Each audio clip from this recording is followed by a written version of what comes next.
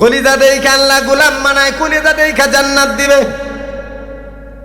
হযরত বেলাল এমন উমাইয়ার গোলাম, আল্লাহ আল্লাহ বলে ডাকে দেইখা জিব্বার মধ্যে পেরেক মেরে দিছে, জিব্বা টান দিয়া পেরেক মেরে দিছে, নাকের ভিতরে আংটা লাগায় দিছে।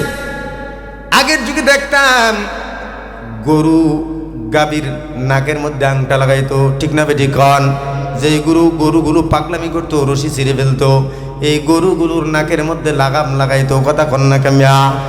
ঠিক এমন ভাবে উমাইয়া হযরতে বেলালের মুখ থেকে যখন আল্লাহ আল্লাহ বন্ধ করতে পারে না, হযরতে বেলাল চিৎ করে শোয়া জিব্বাটা টান দিয়া পেরেক মেরে দিছে, আর নাকের ভিতর দিয়া নাক ছিদ্র করে আংটা লাগাই দিছে, রশি লাগা দিয়া এলাকার আওয়ারা ছেলেদের হাতে রশি দিয়ে দিছে, আর বাচ্চাদেরকে বলে দিছে তোমরা এক একজন এক এক দিক দিয়া ধরে টানবা, যতক্ষণ পর্যন্ত বেলাল আল্লাহ আল্লাহ ডাকা ডাকি বন্ধ না করবে ততক্ষণ পর্যন্ত তোমরা তারে টানা হেঁচড়া বন্ধ করবা না। বেলালের ঠুট কেটে রক্ত ঝরতেছে, জিব্বা দিয়ে রক্ত জোরে জোরে মাটির মধ্যে পড়ে লাল হয়ে যাচ্ছে। বেলাল অস্ফুট স্বরে অনুচ্চ আওয়াজে তারপরে কান্না বিজুরুতি কণ্ঠে ডাক দিয়ে বলে আহাদ, আল্লাহু আকবার বলেন, আল্লাহু আকবার। জবান দিয়ে আওয়াজ বের হয় না, এরপরে অনুচ্চ আওয়াজে জবান দিয়ে বলতেছে আহাদ, আমার রব একজন একমাত্র আল্লাহ, যতই মারপিট নির্যাতন করো আল্লাহ ডাকা বন্ধ করতে পারবা না। উমাইয়ারে ডাক দেখো, উমাইয়ারে প্রয়োজনে কলিজাটা বের করে নিয়ে যা, ওই কলিজা থেকেও বের হবে আমার আল্লাহর নাম আল্লাহ। मैं दूर हो मजबूर हो ऐ सैयद आलम, मैं दूर हो मजबूर हो ऐ सैयद आलम, दीदार दिखाते नहीं आवाज सुना दो, दीदार दिखाते नहीं आवाज सुना दो, मैं सूरत यूसुफ को नहीं चाहने वाला, मैं कैस के मानंद नहीं हूँ आशिक लैला, मैं कैस के मानंद नहीं हूँ आशिक लैला, मैं आशिक मौला हूँ मेरा इश्क दीवाना, मैं आशिक मौला हूँ मेरा इश्क दीवाना, ए जुमला जहाँ जिसके तजल्ली से उजाला,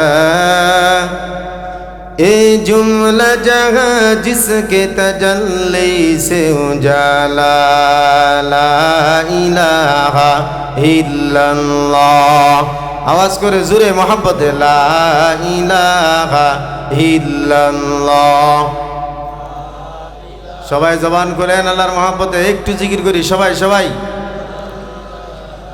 লা ইলাহা ইল্লাল্লাহ, লা ইলাহা ইল্লাল্লাহ, লা ইলাহা ইল্লাল্লাহ, লা ইলাহা ইল্লাল্লাহ।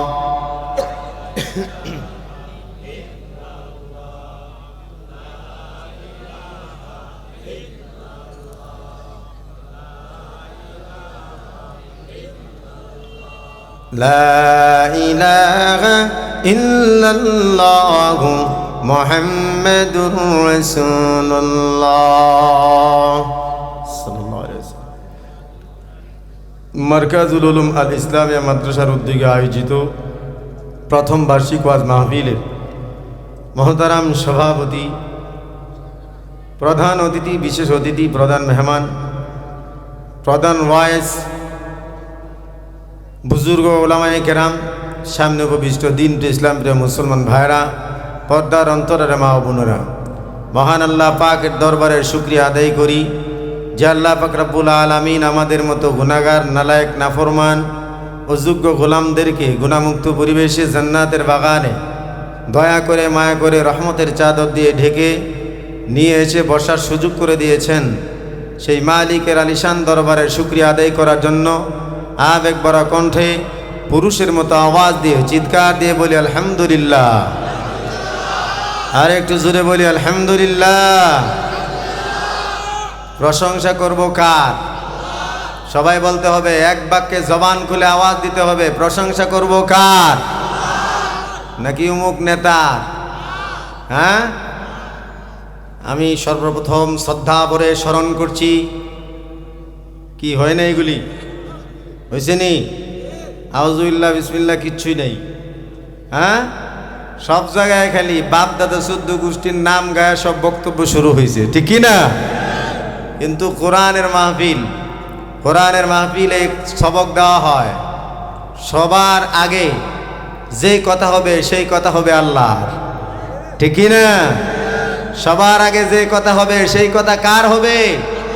আরো জোরে বলেন, কার কথা হবে? কেন? কারণ কথা শিখাইছেন কে? কথা বলার শক্তি দেন কে? কোনো নেতা খেতা কথা বলার শক্তি দেয় না, বরং নেতা খেতারা কথা আরো বন্ধ করে দেয়, জবানে লাগাম টেনে দেয়। এই কথা বলা যাবে না, অমুক কথা বলা যাবে না, অমুক ভাষণ দেওয়া যাবে না, অমুকের নাম নেওয়া যাবে না, গরম মাছ করা যাবে না, এই ধরনের আমাদের মুখের মধ্যে লাগাম টেনে দিয়েছে, ঠিক কি না? সুতরাং কথা বলার বাক স্বাধীনতা দিয়েছেন আল্লাহ। বাচ্চার কণ্ঠে প্রথম যিনি কথার সৃষ্টি করেছেন তিনি হলেন আমাদের আল্লাহ।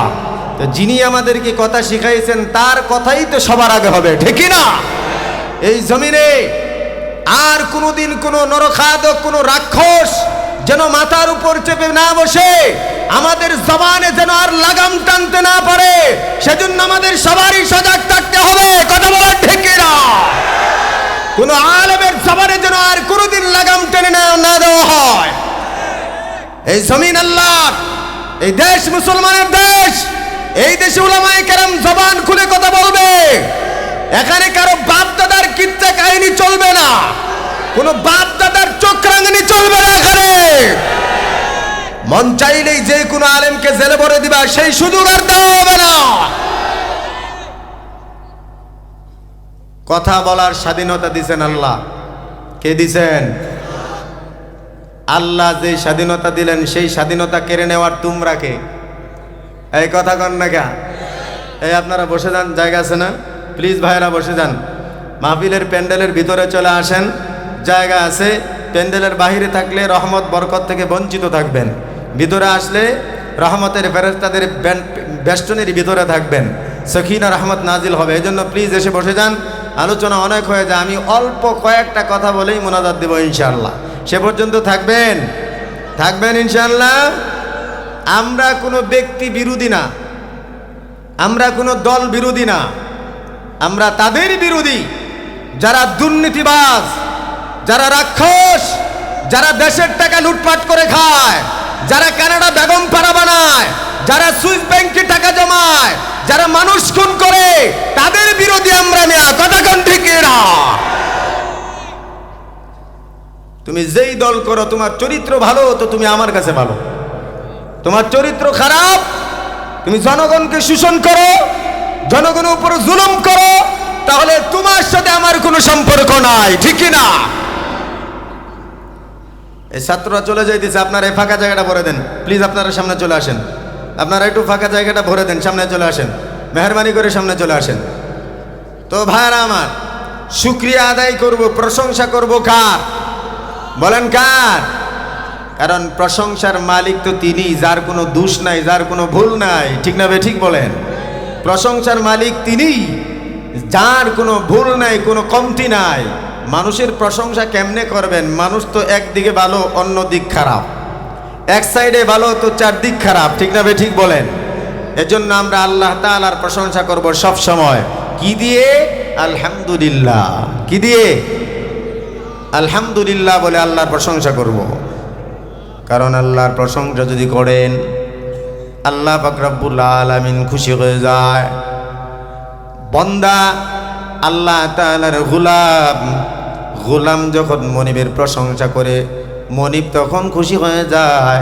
আর মনিব গোলামের উপর নিয়ামতের বৃষ্টি বর্ষণ করে দেয়। গোলাম ছিলেন হযরতে আবু বকর, গোলাম ছিলেন উমর, গোলাম ছিলেন হযরতে উসমান, গোলাম ছিলেন হযরতে আলী রাদিয়াল্লাহু তাআলা আনহু।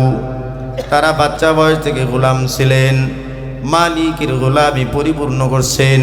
হযরতে আব্দুল্লাহ ইবনে আব্বাস রাদিয়াল্লাহু তাআলা আনহু বাচ্চা বয়স আল্লাহর নবীর তাহাজ্জুদের পানির ব্যবস্থা করে দেয়।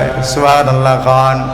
রাসূলের আপন চাচাতো ভাই আব্দুল্লাহ ইবনে আব্বাস রাতের আধারে শেষ রাতে আল্লাহর নবী তাহাজ্জুদের নামাজ আদায় করবেন, এজন্য আড়াল থেকে আইসা মাটির ওই মাটির যে বড়ি আছে, গড়া আছে, এটা পানি ভর করিয়া আল্লাহর নবীর দরজার সামনে রেখে দেয়। রাসূল প্রতিদিন তালাশ করে পানি দেখা যায়, কিন্তু কে দিল জানা যায় না। আল্লাহ রাসূল পেরেশান হয়ে গেলেন, এত সুন্দর খেদমত, তাহাজ্জুদের পানিটা আমার দরজার সামনে হাজির, কিন্তু কে পানি দেয় এটা খুঁজে পাওয়া যায় না। আল্লাহ রাসূল একদিন প্ল্যান করলেন, আজকে ধরে ফেলবো, যেই পানি দেখ তাকে আজকে আমি পাকড়াও করে ফেলবো। আব্দুল্লাহ ইবনে আব্বাস রাদিয়াল্লাহু তাআলা আনহু আল্লাহর রাসূলকে পানি দেওয়ার পর দরজার আড়ালে গিয়া লুকায় আছেন। আল্লাহর রাসূল দরজা থেকে উকি মেরে তাকায় দেখেন আব্দুল্লাহ ইবনে আব্বাস আবার মাথা উকি দিয়া রাসূলকে দেখতে যায়। এমন সময় রাসূল দেখে ফেললেন ছোট্ট বাচ্চা আব্দুল্লাহ, মাথা যখন উকি মারছে আল্লাহ রাসূলের নজরে পড়ে গেছে। রাসূল ডাক দিলেন, আব্দুল্লাহর এদিকে আয়। আব্দুল্লাহ ইবনে আব্বাস, শোনেন বার আমার, মা বাবা ভালো তো বাচ্চা ভালো, ঠিক না বেটি খান? মা বাবা ভালো তো বাচ্চা ভালো, সন্তান ভালো। মা বাবা আদবওয়ালা, সন্তান আদবওয়ালা। মা বাবা বিড়ি খুর, সিগারেট খুর, সন্তান হয় গাঞ্জা খুর। কথা কন না কে? মা বাবা জুয়াখুর, ছেলে হয় একেবারে চরম হারাম খুর। কথা কন ঠিক না বে ঠিক?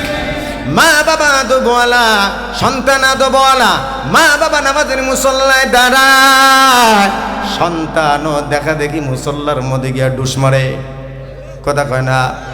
বাচ্চা মানুষ 1.5 থেকে 2 বছর বয়স, কিছুই বুঝে না, মারে দেখছে নামাজ পড়তেছে, বাচ্চা গিয়া উল্টাবাজি ডিগবাজি খায় যায় নামাজের মধ্যে। আল্লাহর রাসূল বলেন, কোনো সন্তান মাসুম বাচ্চা যদি মা বাবার দেখা দেখি নামাজের সাজদা দেয়, রাসূল বলেন বাচ্চার নামাজ হোক আর না হোক, ওই সাজদার কবুলের সব মা বাবার আমল নামায় দেওয়া হয়। আর জোরে বলেন সুবহানাল্লাহ। মা পর্দাওয়ালি, বুরকাওয়ালি, তো বাচ্চাও দেখেন 5 বছরেই বুরকাওয়ালি হয়ে যায় মিয়া। কথা কন ঠিক না বে ঠিক? মা পেট পিট খালি কইরা রাস্তায় ঘুরে, 16 বছরের যুবতী কন্যা পেট পিট খালি করিয়া রাস্তায় ঘুরে মিয়া। কথা কন ঠিক না বে ঠিক? তাহলে বোঝা গেল, পরিবারে যদি আদব থাকে সন্তান আদবওয়ালা হয়, পরিবারে যদি পর্দা থাকে তাহলে সন্তান পর্দাওয়ালা হয়।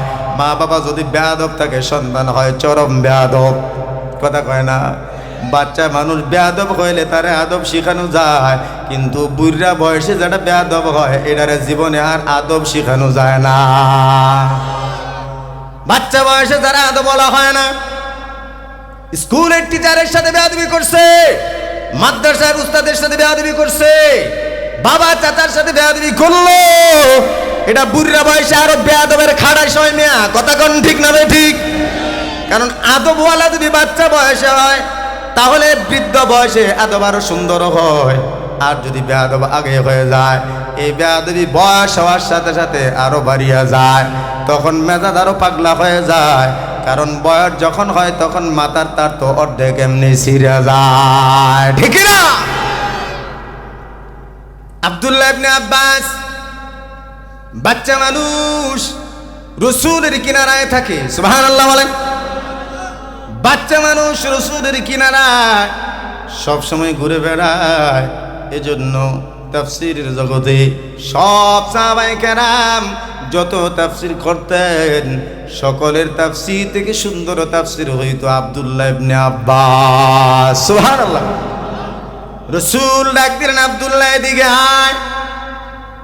আব্দুল্লাহ ইবনে আব্বাস ভয়ে কাঁপতে কাঁপতে রসুলের সামনে আসছে। ভয় পেয়ে গেছেন, বাচ্চা মানুষ না জানি কোনো ভুল হয়ে গেছে। রসুল বুঝি ধমক দেয় না মারপিট করে। আল্লাহ রসুল কয় ভয় পাস না, কাছে আয়। রসুল বুকের সাথে বুক মিলায়া দোয়া করে দিলেন আর ডাক দিয়ে বলেন, আল্লাহ তুমি আব্দুল্লাহর সিনাডারে কোরআন আর হাদিসের ইলম দিয়া ভরপুর করে দাও। সুবহানাল্লাহ বলেন, সুবহানাল্লাহ। রসুল দোয়া করেন, কোরআনের ইলমের নূর দিয়া আব্দুল্লাহর কলিজাটা ভরে দাও। সুবহানাল্লাহ বলেন, সুবহানাল্লাহ। তোমার সন্তান আলেমের কাছে যায় না, তুমি আলেমের কাছে যাও না, এজন্য তোমার সন্তান আলেমওয়ালা হয় না। আল্লাহ রসুল এমন দোয়া করছেন, বাচ্চা বয়সে এমন আলেম হয়েছে। রসুল যখন মারা গেলেন, খলিফা হলেন আবু বকর। আবু বকর মারা যাওয়ার পর খলিফা হলেন হযরত উমর। এখন এত বড় বড় সাহাবী থাকার পরেও হযরত উমর কিন্তু আব্দুল্লাহর নিয়ে ঘুরে। সুবহানাল্লাহ খান। বয়স কম, তরুণ যুবক, বড় বড় সাহাবায়ে কেরাম, আব্দুল্লাহ ইবনে মাসউদ, এত বড় বড় সাহাবায়ে কেরাম, হযরত উসমান, হযরত তালহা, এত বড় বড় সাহাবী থাকার পরেও হযরত উমর এই তরুণ যুবকটারের সাথে নিয়ে ঘুরে। উটের পিঠে হযরত উমর তার পিছনে বসা নিয়ে যায়। বড় বড় মাহফিলের প্যান্ডেলগুলোতে, বড় বড় মজমাগুলোতে আব্দুল্লাহর সাথে নিয়ে যায়। সাহাবায়ে কেরাম কানাঘুষা করে, উমর পাইছে ডাকি। এত বড় বড় সাহাবায়ে কেরাম, এত বড় বড় আলেম, মুহাদ্দিস আবু হুরায়রা, মুফতি হযরত আব্দুল্লাহ ইবনে মাসউদের মতো এত বড় বড় আলেম থাকার পরেও উমর কেন বাচ্চাদের নিয়ে ঘুরে? এটা তো আমাদের ভালো লাগে না। কিন্তু ভাই, তোমারে আলেম ওলামায়ে কেরাম তোমারে কাছে টানবে তখন যখন তোমার ভিতরে এলেম আর আদব আর আমল থাকবে। তোমার ব্যক্তিত্ব খেদাম দেয়া, টাকা পয়সা দেইখা, তোমার বাহাদুরি দেইখা কিন্তু কোনো আলেম তোমারে পছন্দ করে না। না কথা কোন ঠিক না? তোমার খলিজা ভালো, তোমার আমল ভালো, তাহলে আলেম তোমারে কাছে টানবে। তুমি বেয়াদব, তোমার ভিতরে আমল নাই, তোমার ভিতরে কলিজায় হিংসা ভরা, তুমি ওই কুকুরের মতো পা চাইতে বেড়াও, তোমার আলেমরা জিন্দেগিতে তোমার কাছে আসার সুযোগ দিবে না।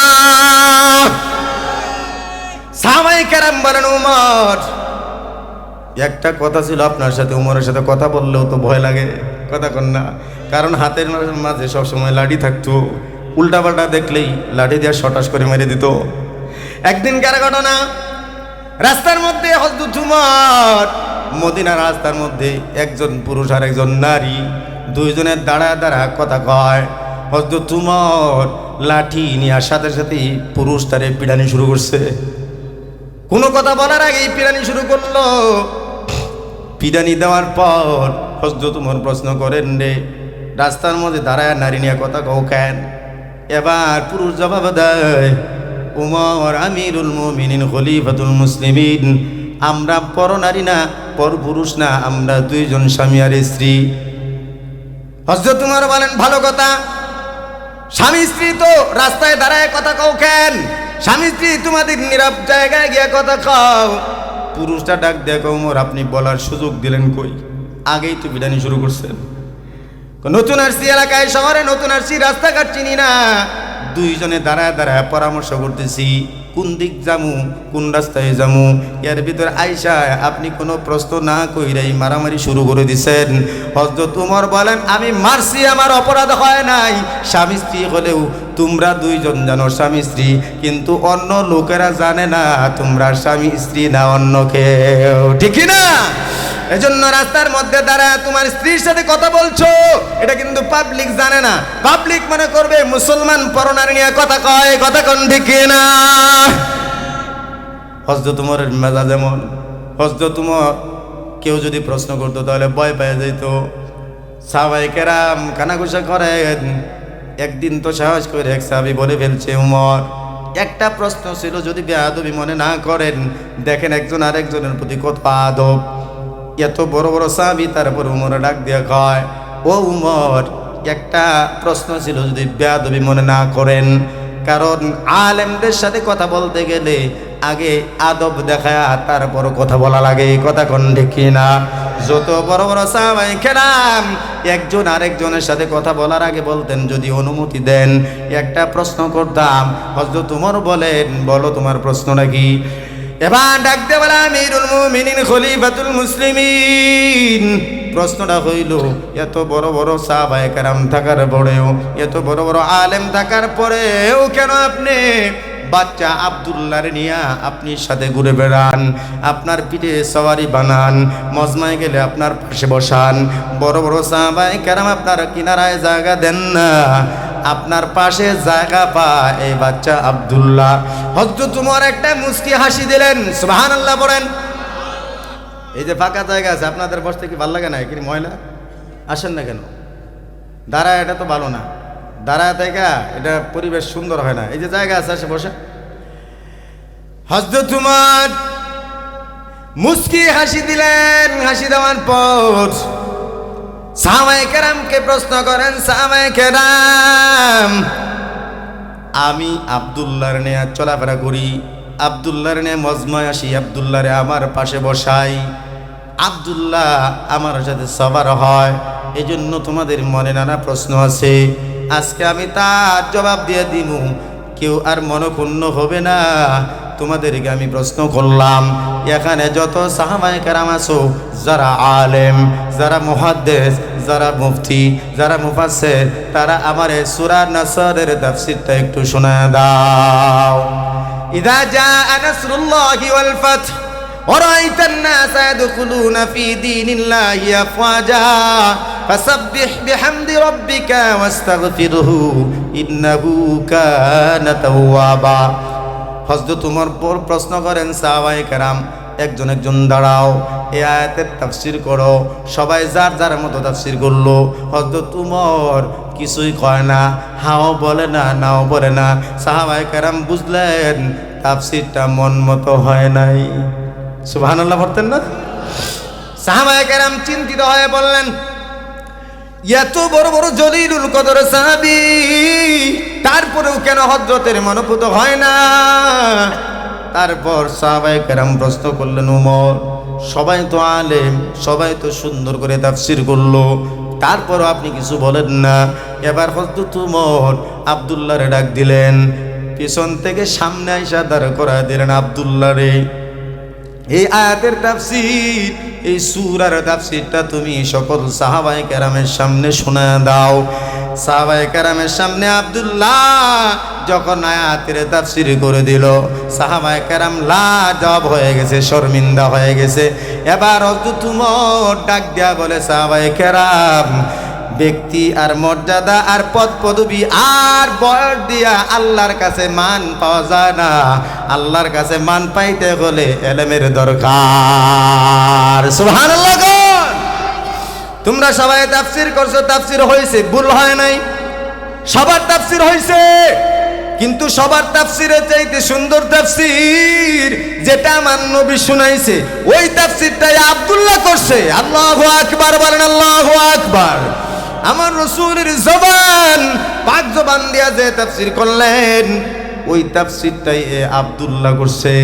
সুতরাং এখন বুঝে নাও, আমি আব্দুল্লাহরে কেন আমার সাথে সাথে রাখি। জোরে কোন সুবহানাল্লাহ। তাহলে ইলমওয়ালা যারা, যে আমি বলছিলাম যে সাহাবায়ে কেরাম বাচ্চা বয়স থেকে আল্লাহর খাঁটি গোলাম ছিলেন, তাদের গোলামি এমনই ছিল, আল্লাহ পাক রাজি খুশি হইয়া জান্নাতের গ্যারান্টি দিছে। ঠিক না বেঠিক? খান আপনার বয়স 40 বছর 50 বছর হয়ে গেছে, আপনি তো এখনো হারাম হালালের পার্থক্যটাই জানেন না, আপনার মাঝে আদব নাই, আপনার মুখের ভাষা এতই খারাপ, জানোয়ারের চাইতো আপনার অধম ব্যবহার, আপনার এমন ব্যবহার দেখা কুকুরেও তো হার মেনে যায়। কথা কোন ঠিক না বেঠিক? সাহাবায়ে কেরাম এতমার খাইছেন, রাসূল ইহুদ নাসারাদের হাতে এতমার খাইলেন, তারপরেও জিন্দেগিতে কাউরে গালি দেয় নাই। কথা কোন ঠিক না বেঠিক? আবু জাহেল, উতবা, শাইবা এরা এত মারপিট করলো আমার নবীরে, কিন্তু রাসূলের হাদিসগুলো খুলে দেখেন, কোথাও পাইবেন না জিন্দেগিতে কোনোদিন আমার নবী আবু জাহেলরে গালি দিছে, আবু লাহাবরে গালি দিছে, কোথাও পাইবেন না। সাহাবায়ে কেরাম গালি দিছে, পাইবেন না। একজন সাহাবীর কথা শুনাইতেছি, কোরআনে কারীম থেকে আয়াতে কারিমা তেলাওয়াত করলাম। ইন্না আকরামাকুম ইনদাল্লাহি আতকাকুম। আল্লাহ পাক রব্বুল আলামিন ডাক দিয়ে বলেন, গোলামের দল, তোমাদেরই ভিতরে আমি আল্লাহর কাছে সব থেকে দামি বান্দা সেই, সব থেকে মর্যাদা, সব থেকে দাম যে বান্দার কলিজায় আমি আল্লাহর ভয় বেশি। সুবহানাল্লাহ খান। ভয়, ভয় কিসের ভয়? যেরকম কিসের ভয়? আল্লাহর ভয়। আল্লাহর ভয়, বাঘের ভয় না, মায়ের ভয় না, জাহান্নামের ভয় না, আল্লাহর ভয়। সুবহানাল্লাহ খান, সুবহানাল্লাহ। আল্লাহর ভয় যে বান্দার কলিজা আছে ও বান্দা গুনাহ করতে পারে না। মিয়া কথা কোন ঠিক কি না? আপনি গীবত করবেন, পরনিন্দা করবেন, যদি আল্লাহর ভয় থাকে, আল্লাহ আপনারে দেখতেছে, শুনতেছে, এই ভয় যদি আপনার কলিজায় থাকে তাহলে আপনার দ্বারা গীবত হবে না। আপনি যদি গুনাহে লিপ্ত হতে চান, তাহলে যদি আল্লাহরে ভয় করেন, তাহলে আপনার দ্বারা কোনো গুনাহ হবে না। ঠিক না বে ঠিক কন? ভাইরা আমার, মান মর্যাদা দিয়া, টাকা পয়সা শুহরত দিয়া আল্লাহর কাছে দাম পাওয়া যায় না। আল্লাহ রাসূল বলেন, ইন্নাল্লাহা লা ইয়ানজুরু ইলা সুওয়ারিকুম ওয়া আমওয়ালিকুম। আল্লাহর কাছে তোমাদের চেহারা, আকৃতি, ধন সম্পদ দিয়া সম্মান বাড়ে না, আল্লাহ ফিরে তাকায় না। ওয়ালাকিন ইয়ানজুরু ইলা কুলুবিকুম ওয়া আমালিকুম। কিন্তু আল্লাহ পাক তোমাদের কলব আর আমলের দিকে তাকায়া সম্মান দেয়। সুবহানাল্লাহ বলেন। কলিজা দেখে দেখে জান্নাত দিবে আল্লাহ। সুবহানাল্লাহ কোন? কি দেখা? কলিজা দেখে দেখে জান্নাত দিবে। মিয়া কলিজা পাক, কলিজা অহংকার নাই, হিংসা নাই, কলিজার মধ্যে গুনার অন্ধকার নাই, তাহলে ওই কলিজা দেখে আল্লাহ জান্নাত দিয়ে দিবে। কারণ কলিজার ভিতরে থাকে আল্লাহর ভয়। বডির মধ্যে আল্লাহর ভয় পাওয়া যায় না, কলিজার ভিতরে আল্লাহর ভয় থাকে। কলিজার ভিতরে ইলমের নূর থাকে, কলিজার ভিতরে আল্লাহর নূর থাকে, কলিজার ভিতরে ওই জান্নাতের নূর থাকে। কথা কোন ঠিক কি না? এজন্য কলিজা দেখে দেখে আল্লাহ জান্নাত দিবে। চেহারা দেখে যদি আল্লাহ জান্নাত দিত, তাহলে তো অনেক মানুষই জান্নাত পাইতো না। ফুটিয়া মানুষ জান্নাত পাইতো না, বুসা মানুষে পাইতো না, খাইল্লা পাইতো না। কথা কন না কা? এই কথা কয় না। চেহারা দেখা জান্নাত দিলে আল্লাহ, তাহলে বুসা মানুষ জান্নাত পাইতো না, ঠুটকাটা মানুষে জান্নাত পাইতো না। ওই যে দেখেন ঠুটকাটা, নাককাটা, অন্ধ, চেহারাও সুন্দর, এরা জান্নাত পাইতো না। এজন্য আল্লাহ কয়, আমি আল্লাহ তাকাই তোমাদের কলিজার দিকে। সুবহানাল্লাহ বলেন, সুবহানাল্লাহ। কি মনে করেন বেলালের মতো আরবের কাউয়া বলে যারা ডাকতো, ঠুটগুলো মোটা মোটা, ঠুটগুলো ফাড়া মুড়া, নাক চ্যাপটা, কাউয়া বলে বলে ডাকতো, পায়ের পাতাগুলো ফাটা ফাটা ছিল। এমন একটা মানুষ, গোলামের ছেলে গোলাম, এমন মানুষটারে আল্লাহ পাক এমন কয়েকটা গুণ দিছে, কয়েকটা পুরস্কার দিল, যেগুলো অন্য সাহাবীরাও পাইছে না। সুবহানাল্লাহ খান। সাহাবায়ে কেরামের এক মর্যাদাবান 10 জন জান্নাতি সাহাবী আছে, বড় বড় সাহাবী। এমনকি আবু বকর সিদ্দিক রাদিয়াল্লাহু তাআলা নূরে আল্লাহ পাক জিবরিল আমিন দিয়ে সালাম দিছে। সুবহানাল্লাহ বলেন। রাসূলের কিনারায় বসে আছেন আবু বকর, জিবরাইল আমিন আয়েশা হাসতেছে। সুবহানাল্লাহ বলেন না? জিবরাইল আমিন আয়েশা হাসতেছে। রাসূল প্রশ্ন করেন, জিবরাইল ভাই কেন হাসো? হাসি যে আপনার পাশে যিনি বসে আছেন। হ্যাঁ আবু বকর বসে আছে। রাসূল রে জিবরাইল আমিন ডাক দিয়া বলেন, পয়গম্বর, এই প্রথম আল্লাহ পাক নবী ছাড়া কোনো মানুষকে সালাম পাঠাইছে। আল্লাহু আকবার। এই প্রথম নবী ছাড়া, রাসূল ছাড়া আল্লাহ পাক কোনো মানুষকে সালাম পাঠাইলেন, তাও আমার মাধ্যমে পাঠাইছেন। আল্লাহ পাক আমারে পাঠায় দিছেন, ও জিবরাইল জলদি যা, আমার নবীর বন্ধু, আমার নবীর শ্বশুর, আমার অত্যন্ত মহব্বতের গোলাম আবু বকর নবীর পাশে বসে আছে। আজকে আমি আল্লাহ তরফ থেকে যাইয়া নবীর মারফতে আবু বকরে আমার সালাম দে। কলিজা দেখে আল্লাহ গোলাম মানায়, কলিজা দেখে জান্নাত দিবে। হযরত বেলাল এমন উমাইয়ার গোলাম, আল্লাহ আল্লাহ বলে ডাকে দেখে জিব্বার মধ্যে পেরেক মেরে দিছে। জিব্বা টান দিয়া পেরেক মেরে দিছে, নাকের ভিতরে আংটা লাগায় দিছে। আগের যুগে দেখতাম গরু গাভীর নাকের মধ্যে আংটা লাগাইতো, ঠিক না বেটি কন? যেই গরুগুলো পাগলামি করতো, রশি ছিঁড়ে ফেলতো, এই গরুগুলোর নাকের মধ্যে লাগাম লাগাইতো। কথা কন্যা কামিয়া। ঠিক এমন ভাবে উমাইয়া হযরতে বেলালের মুখ থেকে যখন আল্লাহ আল্লাহ বন্ধ করতে পারে না, হযরতে বেলাল রে চিৎ করে শোয়া জিহ্বাটা টান দিয়া পেরেক মেরে দিছে, আর নাকের ভিতর দিয়া নাক ছিদ্র করে আংটা লাগাই দিছে, রশি লাগা দিয়া এলাকার আওয়ারা ছেলেদের হাতে রশি দিয়ে দিছে, আর বাচ্চাদেরকে বলে দিছে তোমরা এক একজন এক এক দিক দিয়া ধরে টানবা, যতক্ষণ পর্যন্ত বেলাল আল্লাহ আল্লাহ ডাকা ডাকি বন্ধ না করবে ততক্ষণ পর্যন্ত তোমরা তারে টানা হেঁচড়া বন্ধ করবা না। বেলালের ঠুট কেটে রক্ত ঝরতেছে, জিহ্বা দিয়ে রক্ত জোরে জোরে মাটির মধ্যে পড়ে লাল হয়ে যাচ্ছে। বেলাল অস্ফুট স্বরে অনুচ্চ আওয়াজে তারপরে কান্না বিজুরুতি কণ্ঠে ডাক দিয়ে বলে আহাদ, আল্লাহু আকবার বলেন, আল্লাহু আকবার। জবান দিয়ে আওয়াজ বের হয় না, এরপরে অনুচ্চ আওয়াজে জবান দিয়ে বলতেছে আহাদ, আমার রব একজন একমাত্র আল্লাহ, যতই মারপিট নির্যাতন করো আল্লাহ ডাকা বন্ধ করতে পারবা না। উমাইয়ারে ডাক দেখো, উমাইয়ারে প্রয়োজনে কলিজাটা বের করে নিয়ে যা, ওই কলিজা থেকেও বের হবে আমার আল্লাহর নাম আল্লাহ। এজন্য ভাই কারাম দেখে দেখে চলে যায়, কথা বলতে পারে না, কারণ মুসলমানদের তখন এত ক্ষমতা নাই, বেঈমানদের সাথে লড়াই করবে, যুদ্ধ করবে, সেই শক্তি সাহস তখনও হয় নাই। উমাইয়ার এমন নির্যাতন দেখে সাহাবায়ে কেরাম কান্দতে কান্দতে চলে যায়। ইতিমধ্যে হযরত আবু বকর যখন রাস্তা দিয়া যায় তখন বেলালের এই অবস্থা দেখছে। বেলালের অবস্থা দেখার পর হযরত আবু বকর কাঁদতেছেন, চোখের পানি ছেড়ে ছেড়ে কাঁদতেছেন, আর ডাক দিয়ে বলে উমাইয়া,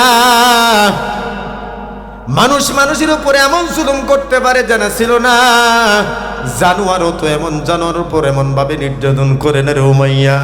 উমাইয়া ডাক দেখ আবু বকর, মায়া কান্না দেখায় কোনো লাভ নাই, সত্যিকার অর্থে যদি তুমি তোমার বন্ধুকে ভালোবাসো তাহলে আমার কাছ থেকে খরিদ করে নিয়ে যাও। হযরত আবু বকর মুসি হাসি দিয়া বলেন, উমাইয়া রে, এতদিন পর্যন্ত এই শব্দটা শোনার অপেক্ষায় ছিলাম, কখন তুই ও বেলাল রে বিক্রি করে দিবি। এবার হযরত আবু বকর উমাইয়ার সাথে দরদাম করিয়া হযরতে বেলাল রে খরিদ করিয়া নিলেন। নেওয়ার পর হযরতে আবু বকর ডাক দিয়ে বলেন, উমাইয়া রে, ধরা খাইলি, লস খাইলি, ব্যবসা এমন লস খাইলি। কয় কেমনে? কয় আমার ভাই বেলাল জান্নাতি একজন মানুষ, আমার ভাই বেলালের দাম এত সস্তায়, কিছু টাকা দিয়া তুই আমার কাছে বিক্রি করে দিছস। তুই যদি আমার স্থাবর যত সম্পত্তি আছে সব সম্পত্তি যদি চাইতে, তার বিনিময় হলো আমি আমার ভাই বেলালকে খরিদ করিয়া নিতাম। জোরে বলেন সুবহানাল্লাহ। হযরত আবু বকর হযরতে বেলালকে ডাক দিয়ে বলে, ভাই বেলাল, তুমি একটু অনুমতি দাও, তোমার মুখ থেকে জিহ্বা থেকে তারা কাটার সরায় দেই, খুলে দেই। হযরত বেলাল ডাক দিয়ে বলেন, আবু বকর, না না, আমি আল্লাহর উপর ঈমান আনছি, রাসূলকে ভালোবাসি, আজকের এই নির্যাতন, কুরবানি, রক্তের এই শাহাদাত, এটা এখানে শেষ হবে না। আমি আমার নবীরে দেখাইতে চাই, আমি আমার নবীর দ্বীন গ্রহণ করতে গিয়া কতটা কুরবানি দিতে হইল, এ ব্যাপারে আমি আমার নবীরে সাক্ষী বানাইতে চাই। সুবহানাল্লাহ, জোরে বলেন। হযরত আবু বকর বেলাল নিভাবে পাজা খোলা কইরা রাসূলের দরবারে হাজির। রাসূলের দরবারে যখন নিয়ে গেছে, রাসূল হযরত বেলালের এই অবস্থা দেখে আবু বকররে দেখে দাঁড়ায় গেছে। রাসূল কাঁদতেছেন, চোখের পানি ছেড়ে ছেড়ে কাঁদতেছেন। ইসলাম ধর্মটারে আমরা তো এমনভাবে বাপ দাদার বিড়া বানায় লাইছি, ক্ষমতার চেয়ারের মতো, এমপি মন্ত্রীর চেয়ারের মতো ইসলাম ধর্মটারও আমরা বাপ দাদার সম্পত্তি বানায় লাইছি। মা কথা কোন ঠিক না? ইসলাম কি বলে সেটা দেখার আমার দরকার নাই, আমার মন কি বলে সেটাই আমি দেখব, আমার নেতা কি বলে সেটাই দেখব, আমার নেত্রী কি বলে সেটাই দেখব, দল যা বলে তাই মানব, ধর্ম কি বলে, মৌলবীরা কি বলে সেটা মানি না। কথা কোন ঠিক না? ধর্ম আর রাজনীতি যখন আলাদা তখনই গজব শুরু হয়ে যায়। কথা কোন ঠিক না বে ঠিক?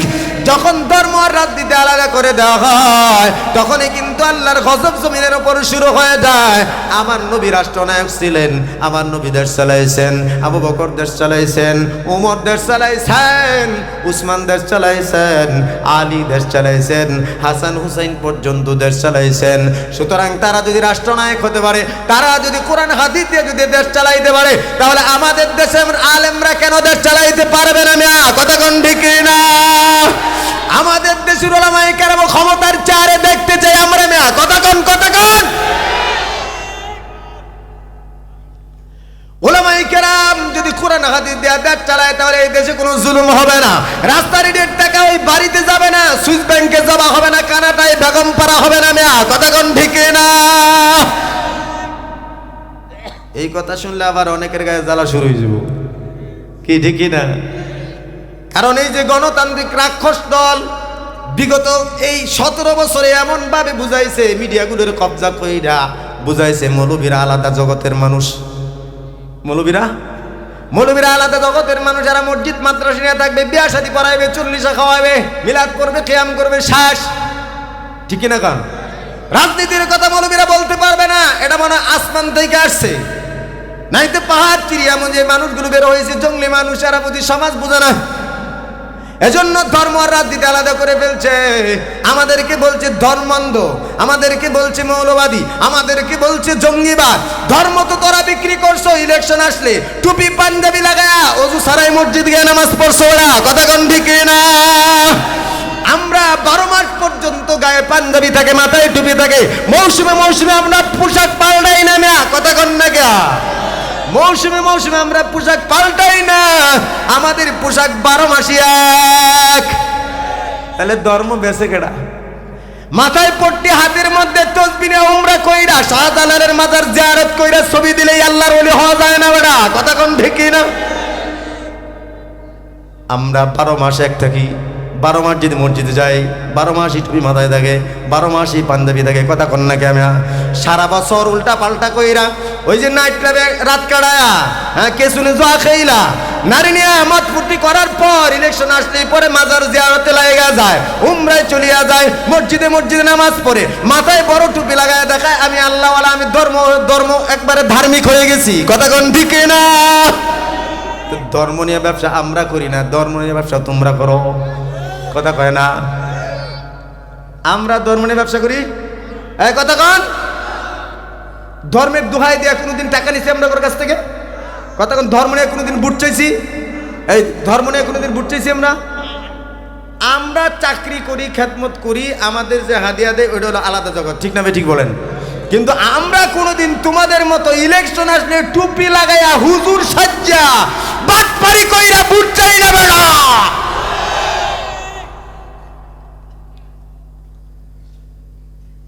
হযরত উমর কেমন শাসক ছিলেন একটু দেখেন। হযরত উমরের কাছে এক লোক আসছে, 2 ভাইয়ের ঝগড়া, মামলা টামলা পর্যন্ত এমন ভাবে হয়ে গেছিল, বিরোধী দলের কোনো মামলা টামলার সরকারে নিত না। কথা কয় না গা? হ্যাঁ, 2 ভাইয়ের মামলা, এক ভাই আসছে বিচার নিয়ে হযরত উমরের কাছে। হযরত উমর কুয়া থেকে পানি উঠাইতেছে নিজের হাতে, প্রধানমন্ত্রী নিজ হাতে কুয়া থেকে পানি উঠাইতেছে, মাটির কলস দিয়া যখন পানি উঠাইবে এমন অবস্থায় পানি বইরা কাঁধে নিয়ে দাঁড়া আছে। লোকটা সালাম দিয়া বলতেছে, উমর কলসটা আমারে দেন। কয় না না, আমার বুঝা তোমারে দিমু না। কয় উমর একটা প্রশ্ন ছিল, মাসালা জানতে আসছিলাম। হযরত উমর বলেন মাসালাটা বলো।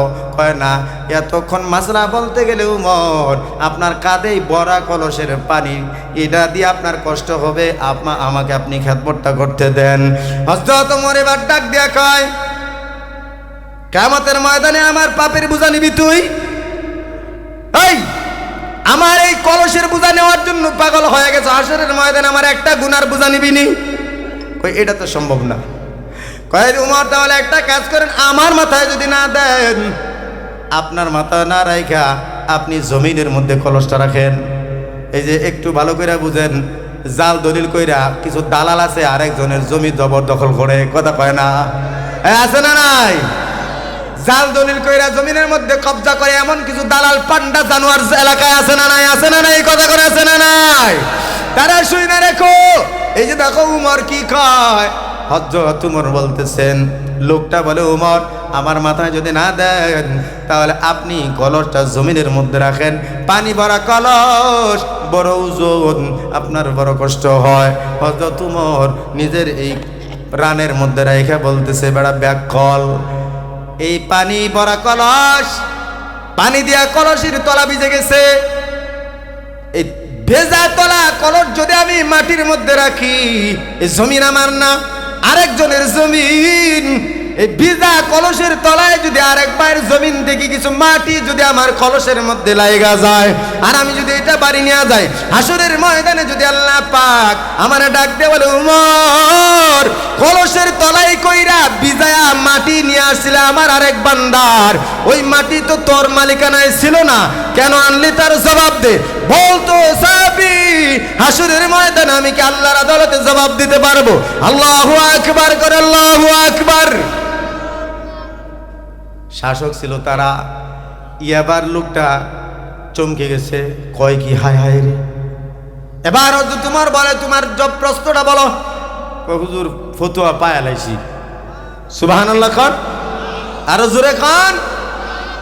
হুজুর ফতুয়া পায়া লাইছি। কই প্রশ্নই করলা না তে ফতুয়া কেমনে পাইলা? কয় ফতুয়া পায়া লাইছি কেমনে হুজুর? বিষয়টি হলো আমার জমি আর আমার ভাইয়ের জমি, বালুময় জায়গা আরবের। তো যখন বৃষ্টি হয় তখন তার কিছু ফসল পানিতে ঢলে আমার জমিতে আইসা যায়। এখন তার এই ফসলকে আমি খাইতে পারবো কিনা, যেহেতু আমার জমিতে চলে আসছে। তো বালুর বাঁধ তো থাকে না, বালুর বাঁধ থাকে না। বৃষ্টির পানিতে ভাইয়ের আর আমার দুই জমির মাঝখানে যে বাঁধ ছিল, এটা জমির পানিতে আইসা সাথে কিছু ফসল চলে আসে। তো যেহেতু আমার অধীনে চলে আসে, সেটা আমি কে খাইতে পারবো কিনা এটা জানার জন্য আসছিলাম।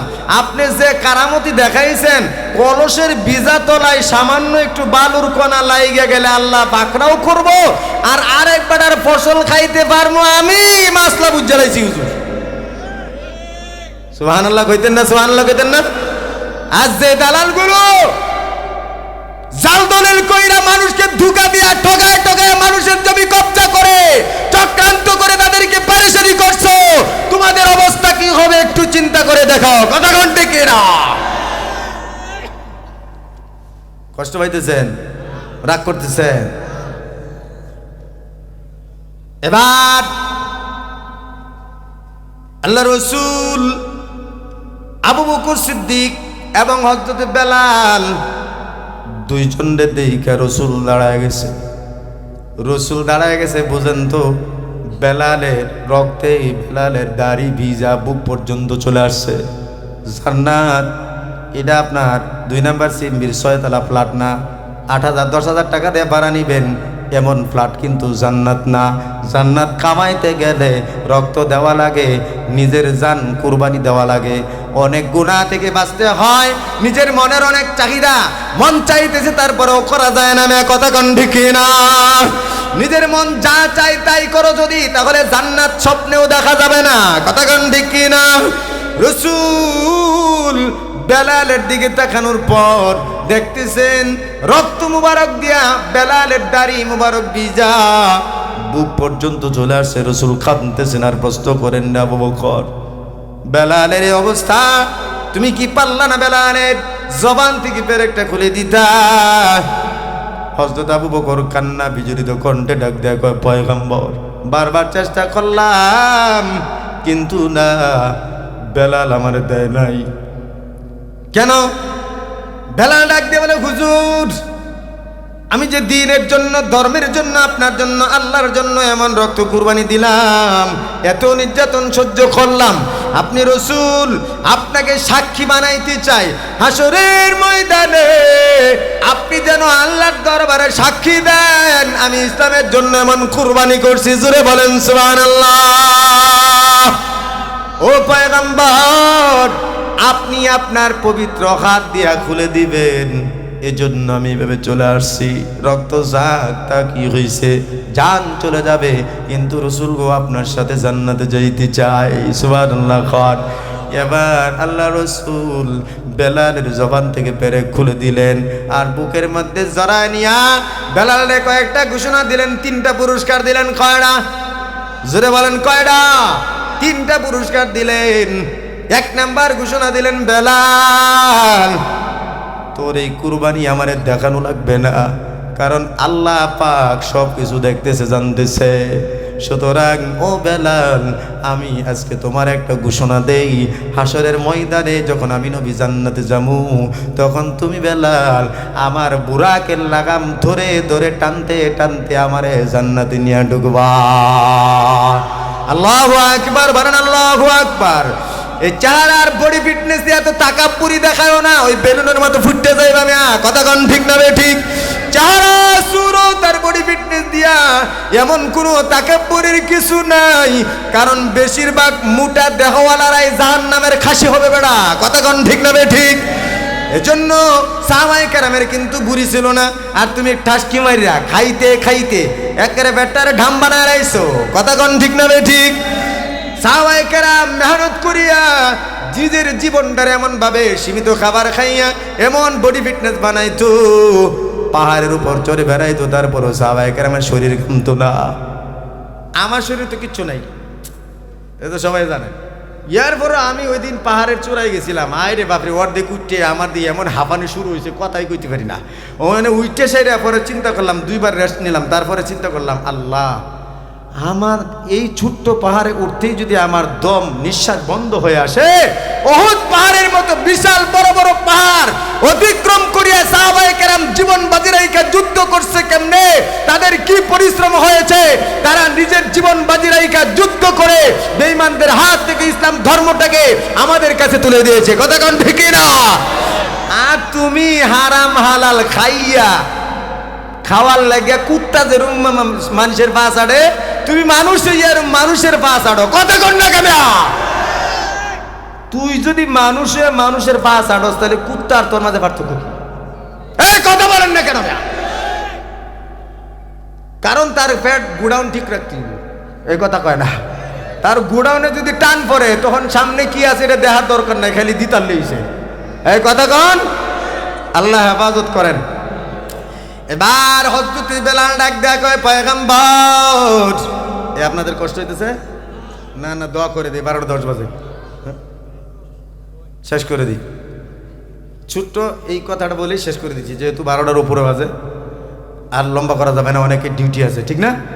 সকালে ডিউটি আছে, তাই লম্বা করবো না, দোয়া করে দেব। তো আল্লাহ রসুল 1 নাম্বার পুরস্কার দিলেন কি? ভুলে গেছে গা? কি পুরস্কার দিছে? জান্নাতে রসুলের বুরাকের লাগাম বেলালে ধরে ধরে নিয়ে জান্নাতে ঢুকবে। চিল্লা বলেন সুবহানাল্লাহ। 2 নাম্বার পুরস্কারটা বলেই বয়ান শেষ। মক্কা বিজয়ের দিন, খেয়াল করে শুনেন, 8ম হিজরিতে রসুল মক্কায় যখন ঢুকলেন, তখনও মক্কার কাবা ঘরের ভিতরে 360টা দেবদেবীর মূর্তি আছে। কয়টা? 360টা দেবদেবীর মূর্তি কাবা ঘরের ভিতরে তখন আছে। রসুল যখন ঢুকতেছেন, তখন দলে দলে ইসলামে গ্রহণ করা শুরু করছে বেঈমানের দল। এবার মক্কা বিজয়ের পর বিজয়ের আজানের ধ্বনি কি দিবে? রসুল সাহাবায়ে কেরাম নিয়ে বসছে, সাহাবায়ে কেরামকে পরামর্শ করতেছেন। রসুল বলেন, ও সাহাবায়ে কেরাম, তোমরা পরামর্শ দাও, আজকের এই বিজয়ের প্রথম আজান কে দিবে? কেউ বলে আবু বকর দিবে। হাদিসের মধ্যে আসছে, হযরত উমর নিজের এরকম করতেছে, আমার নামটাই মনে হয় কইব। কেডা না চায়? কথা কয় না, ভালো কাজ কেডা না চায়? হ্যাঁ, আর আমরা আজানের কথা শুনলে মনে হয় যে আজান দিব মুয়াজ্জিন, এটা ছোটো কাম আমি হরমু, এই কথা কন না কে? অথচ রসুল বলেছেন, মুয়াজ্জিনের গর্দান যে আল্লাহর দিকে ডাকে আজান দেয়, হাসরের ময়দানে সবচাইতে গর্দান তার বড় হবে, তাকে দেখেই বোঝা যাবে সে আল্লাহর জন্য ডাকতো। চিল্লা বলেন সুবহানাল্লাহ। এজন্য সাহাবায়ে কেরাম পাগল হয়ে রইতেন। উমর মনে মনে কয়, মনে হয় আমার নামটাই কইব সবাই, যে আবু বকর কয় না আমার নামটাই কইব, কারণ আমি তো রসুলের সাথে সবসময় থাকি। আর উসমানও কয় আমি না নবীর জামাই, তা আমারই তো কইব। সবাই এমন এমন করতেছে। একজন পরামর্শ দেয়, পয়গম্বর আবু বকর আজান দিবে, আরেকজন বলে উমর আজান দিবে, আরেকজন বলে উসমান। রসুল কোনো সিদ্ধান্ত দেন না, রসুল অপেক্ষা আছেন আসমান থেকে কি আসে। ঠিক না ঠিক হন। রসুল আসমানের দিকে তাকায়া অপেক্ষা আছেন। সবাই যখন পরামর্শ দেয় রসুল হাও বলে না, নাও বলে না। রসুল মাথা ঝুঁকায়া চিন্তা করতেছেন। ইতিমধ্যে হঠাৎ জিবরাইল আগমন হয়ে গেছে। জিবরাইল আমিন এসে সালাম দেয়, আসসালামু আলাইকা ইয়া মুহাম্মদ। ও পয়গম্বর, আল্লাহ পাক আমারে পাঠায় দিছেন। আপনি যে কারণে এত অপেক্ষমান, আল্লাহ পাক সেই সিদ্ধান্ত দিয়ে পাঠায় দিছেন। ও পয়গম্বর, আজকের এই বিজয়ের প্রথম আজানের ধ্বনি আপনার আবু বকর, উমর, উসমান দিবে না, যার কলিজার মধ্যে ইসলামের জন্য, আল্লাহর জন্য এত কুরবানি, যে কিনা মরণের দ্বার প্রান্তে গিয়াও আল্লাহ আল্লাহ ছাড়ল না, এমন আপনার ওই কালো বিলাল আজকের এই বিজয়ের প্রথম আজান দিবে হযরতে বেলাল। আল্লাহু আকবার। রসুল নিজে অবাক হয়ে গেলেন। রসুল ডাক দিলেন, বেলাল এদিকে আয়। সুবহানাল্লাহ বলেন, সুবহানাল্লাহ। লক্ষাধিক সাহাবী, এত বড় বড় সাহাবীর ভিতর হযরত বেলালকে যখন রসুল ডাক দিলেন, সব সাহাবী আশ্চর্য হয়ে গেছে আর তাকায় আছে, হায় হায় রে, বেলাল রে রসুল কেন ডাকে? রসুল বেলাল রে ডাকে আইনা নিজের সামনে বসে রসুল বলতেছেন, রে বেলাল, আল্লাহ পাক তোরে ভালোবাসে, আমিও তোরে ভালোবাসি, কিন্তু আল্লাহ যে তোরে এই পরিমাণ ভালোবাসে এটা আমি জানতাম না। সুবহানাল্লাহ বলেন। রসুল বলেন, বেলাল তোর ইসলামের জন্য কুরবানি আল্লাহ পাক এমন ভাবে ভালোবাসছে, এমন ভাবে গ্রহণ করছেন। আজকের এই বিজয়ের আজানের ধ্বনি আবু বকর, উমর, উসমান কেউ দিবে না। আরশে আজিম থেকে আল্লাহ পাক জিবরাইল আমিন দিয়া তোর নাম দিয়া পাঠাইছে। আল্লাহু আকবার, আল্লাহু আকবার।